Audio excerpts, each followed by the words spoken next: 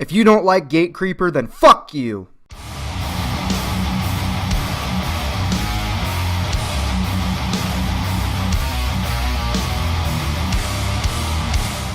Alright guys, what's up?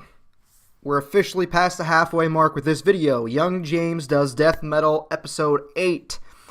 And today we are talking about the wonderful and magnificent Sonoran Depravation, not sure if that's pronounced correctly, by Gate Creeper. And I am fucking excited to talk about this album. So let's start off with the activity that I've been doing. Well, to be honest, I've been listening to this album for months now, and I'll get into that in just a second. What beer am I drinking? I'm gonna have a margarita. My girlfriend left it in my apartment, so let's try it.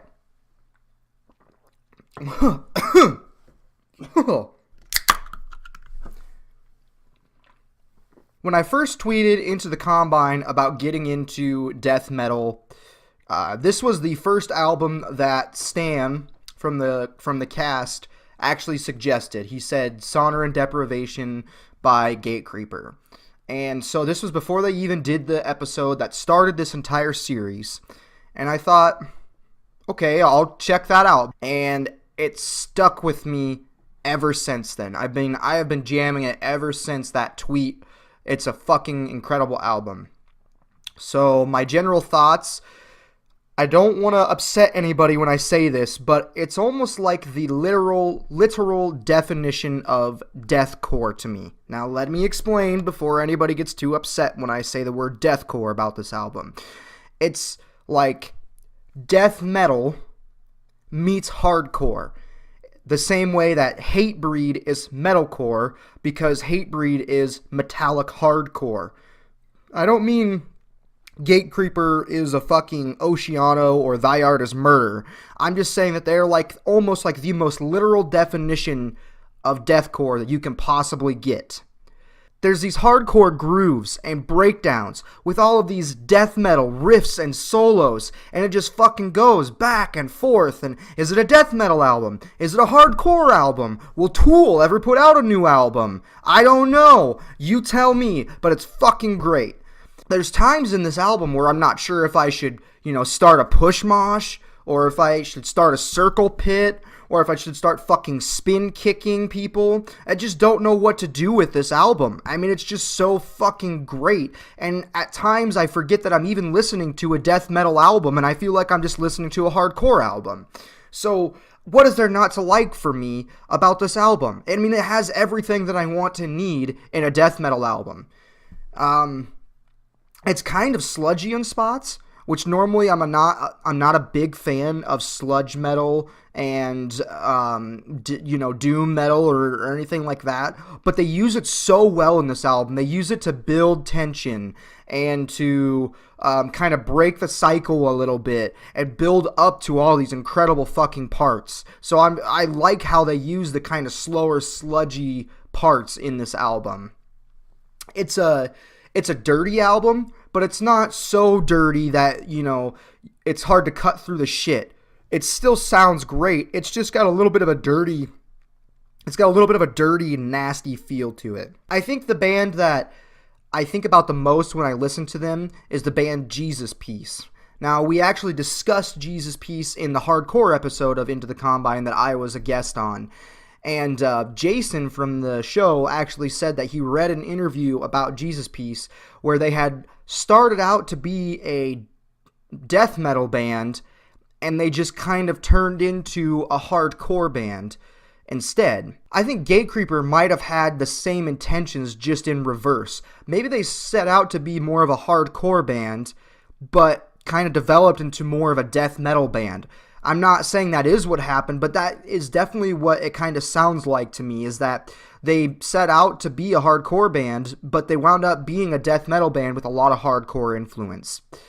And I could see these guys doing a badass crossover tour with like Dying Fetus headlining and then Jesus Piece, being one of the hardcore bands, and Gate Creeper being one of the more death metal bands, and getting death metal heads and hardcore kids in the same venue. I could totally see that being a fucking hit. until a death metal guy got hit in the face by a hardcore kid and started a fight. But that's an entirely different discussion. So that's my general thoughts about this. And if you can't tell, I'm just fucking love this album. And I really don't have a whole lot to say about it other than it's a great album. And I love it. And I really, truly enjoy it. My favorite song is Lost Forever. It has my favorite riff, the really groovy riff to start off the beginning. Other than that, there's, for honorable mentions, the whole album. If I had to pick a second place, I'd pick the song Flamethrower. But I really don't want to pick an honorable mention or anything. I mean, just listen to the whole album. It's incredible. Already to the three things that I like to talk about these albums. The first being production. And I mean, the guitars are just classic Swedish HM2 sounding guitars. And there's no doubt about that. It doesn't try to hide it. It's very proud of the fact that it's taking Swedish death metal influence in its guitar tone. And I know there's some people that don't like HM2 sound for whatever fucking reason it is. I don't know if it's an elitist thing or just a personal preference, but I know people out there are kind of getting sick of the HM2 sound. Me, on the other hand, I love it, and it absolutely works for this band, especially for them trying to achieve that, kind of death metal but hardcore influence sound. It just works very well. I already said that it's kind of dirty. It sounds a little dirty and fuzzy, but in a really good way.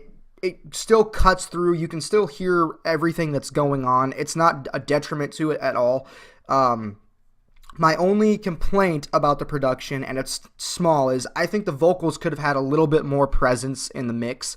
I thought that they could have been a little louder. Now, I don't know if that's a vocalist thing or if that is the production of the album at play, but it's like the one and only criticism I can think of about the album. Number 2, song structure.